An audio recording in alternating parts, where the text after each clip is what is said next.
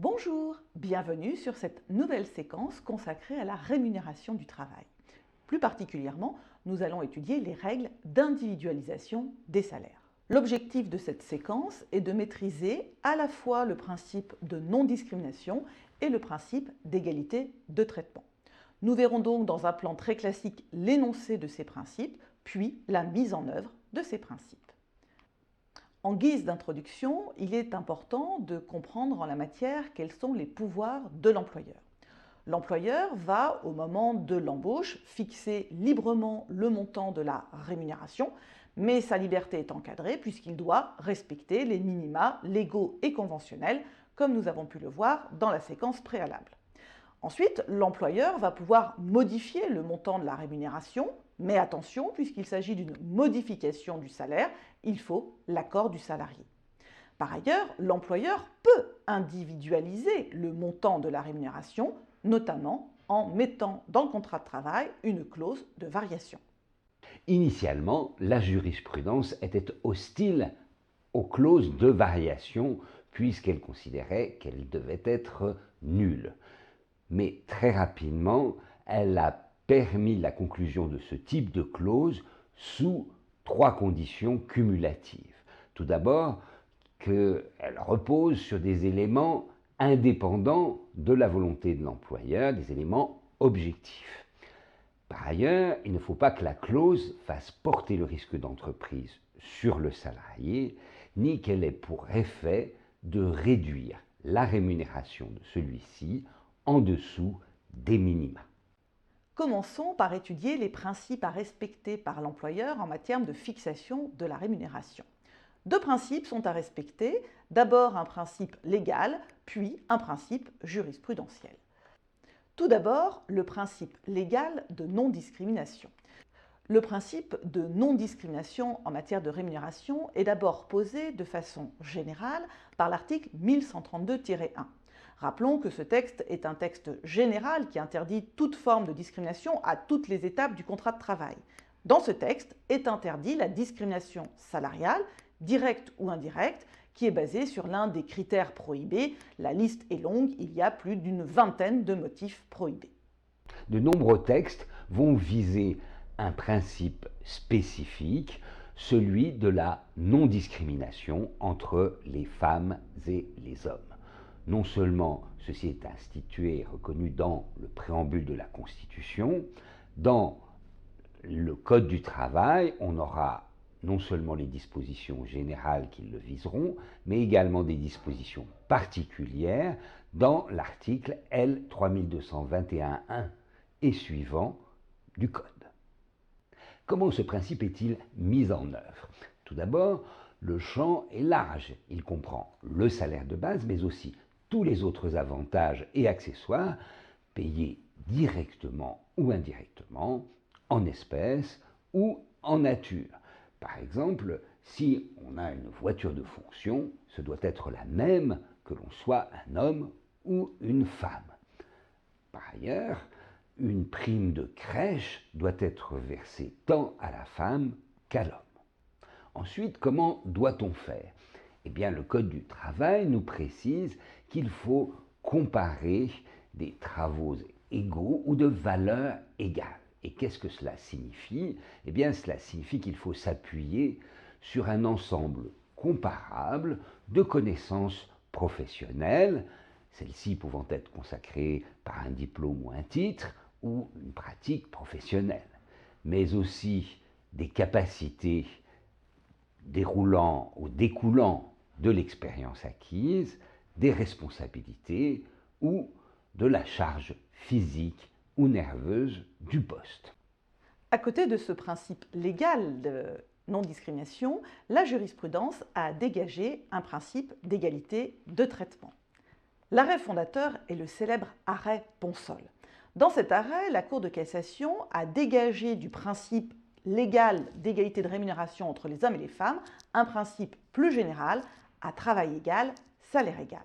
Selon ce principe, l'employeur est donc tenu d'assurer l'égalité de rémunération entre tous les salariés de l'un ou l'autre sexe, pour autant évidemment que ces salariés soient placés dans une situation identique. À partir de cette jurisprudence, la Cour de cassation va dégager tout un mouvement de jurisprudence. Première étape de l'évolution jurisprudentielle, le fait que la Cour de cassation étende l'égalité de traitement salarial à toute situation comparable. Seconde étape, elle est déterminante. Cette même Cour a considéré que l'égalité de traitement devait être un principe général qui dépassait la question spécifique des salaires. Troisième étape, la Cour de cassation a estimé que ce principe pouvait se fonder sur la Charte des droits fondamentaux de l'Union européenne. Enfin, on peut préciser que l'égalité de traitement est étendue aux avantages et accessoires liés à la relation de travail. Que signifie ce principe d'égalité de traitement? Il ne veut pas dire égalitarisme. En effet, une différence de traitement est possible. Simplement, elle doit être conditionnée par une exigence professionnelle essentielle et déterminante. Autrement dit, il doit y avoir un objectif légitime et le Code du travail exige une exigence proportionnée. Que cela signifie-t-il en jurisprudence? La jurisprudence sur la différenciation salariale est relativement abondante. Voici quelques illustrations de motifs de différenciation qui ont été jugés pertinents. Tout d'abord, la qualité du travail, l'ancienneté du salarié si elle n'est pas reconnue spécifiquement, l'existence de sujétions particulières liées à l'emploi. Mais d'une manière plus générale, on peut tenir compte, par exemple dans des situations de recrutement difficiles, du marché de l'emploi, ou alors de la disparité du coût de la vie. Il est évident que ce coût de la vie est différent en région parisienne ou en province. On peut tenir compte également de la possession de diplômes différents, surtout si ce diplôme atteste de connaissances qui vont être utiles à l'exercice de la fonction.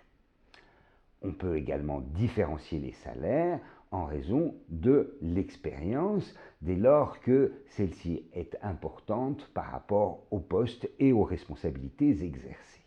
Enfin, il peut y avoir un régime salarial propre. En revanche, la jurisprudence n'admet pas que soient prises en considération des différences de fonctions occupées, encore de statut juridique, ou bien encore en fonction de la catégorie professionnelle. Alors nous allons voir maintenant pourquoi on invoque l'égalité de traitement, et c'est donc la mise en œuvre de ces principes.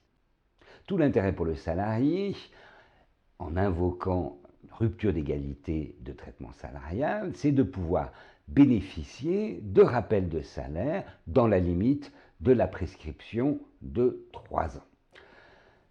Mais cela ne fonctionne pas forcément toujours, puisqu'il n'y aura pas de rupture d'égalité s'il y a des raisons objectives et pertinentes à la disparité de traitement salarial. Il faut distinguer les avantages octroyés par l'employeur des avantages négociés par celui-ci avec les partenaires sociaux. Voyons donc tout d'abord les avantages octroyés par l'employeur. L'égalité de traitement ou la rupture d'égalité va s'apprécier entre des salariés placés en situation identique. Qu'est-ce que cela veut dire? Eh bien, que le travail, s'il n'est pas égal, doit au moins être de valeur égale. En pratique, ce qui va être déterminant, c'est l'identité de situation. Et le Code du travail précise ce qu'il en est. C'est une proximité de connaissances professionnelles ou d'acquis de l'expérience, de responsabilité, de charges physiques ou nerveuses. Tout cela doit pouvoir être comparé.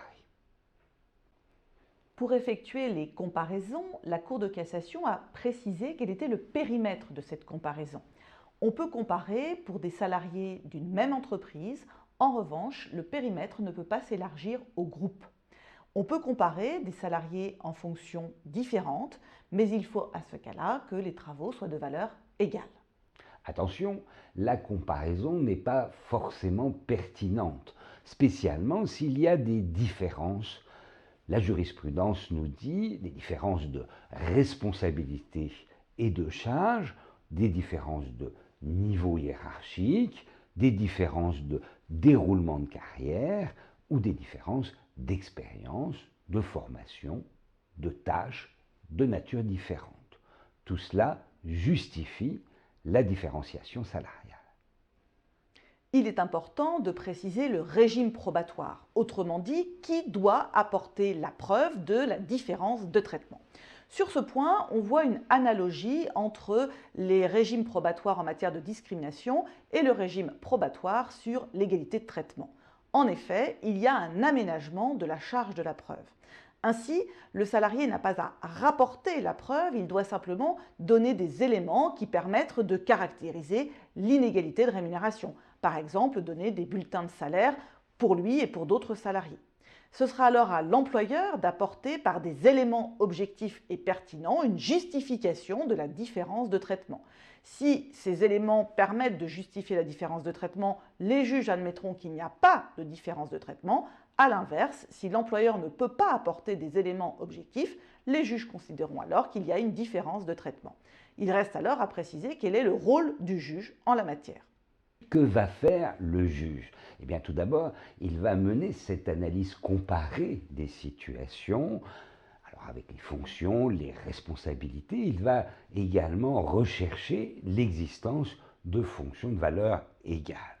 Puis, il va contrôler la réalité et la pertinence des raisons objectives de différenciation qu'a avancé l'employeur.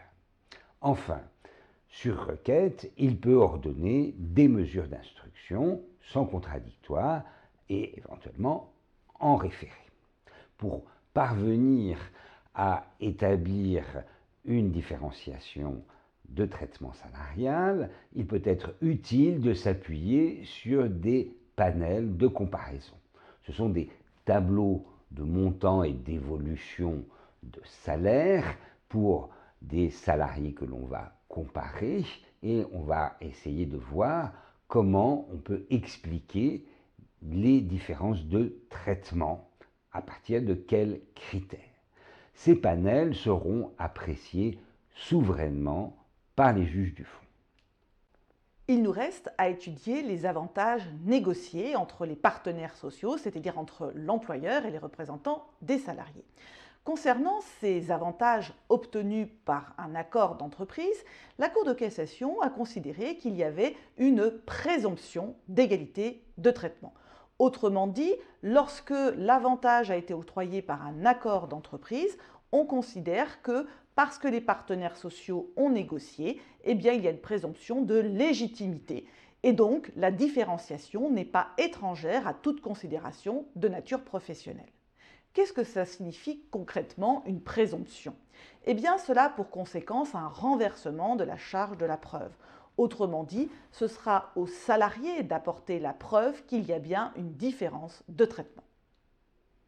Alors, cette présomption de légitimité a été reconnue par les juges dans différentes situations. Tout d'abord, les avantages catégoriels, on songe par exemple aux différences qui peuvent exister entre des cadres et des non-cadres.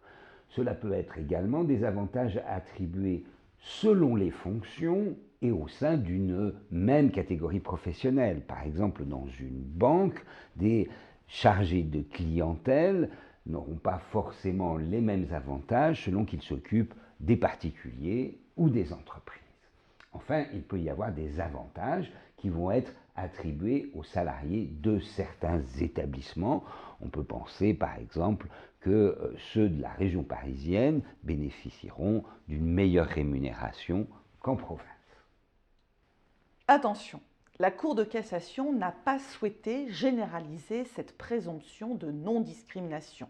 En effet, elle a considéré que la généralisation d'une présomption devait être écartée dans les domaines où est mis en œuvre le droit de l'Union européenne. Par ailleurs, lorsqu'il y a discrimination, il n'y a pas de présomption. Autrement dit, on revient au principe classique de la charge de la preuve. Alors, que retenir sur cette séquence? Tout d'abord, sur le plan des principes, il est important d'appliquer les principes de non-discrimination décidés par la loi et d'égalité de traitement. On retiendra bien évidemment la règle dégagée par l'arrêt Ponsol à travail égal, salaire égal, sachant qu'il va s'appliquer en comparant des situations identiques.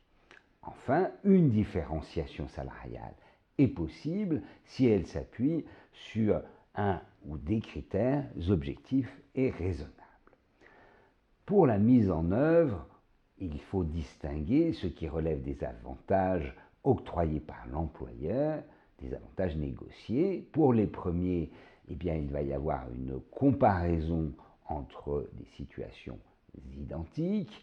Il y a un régime probatoire avec un aménagement du régime de la preuve. Enfin, les avantages négociés pourront bénéficier, selon la jurisprudence et dans certains cas, d'une présomption de légitimité.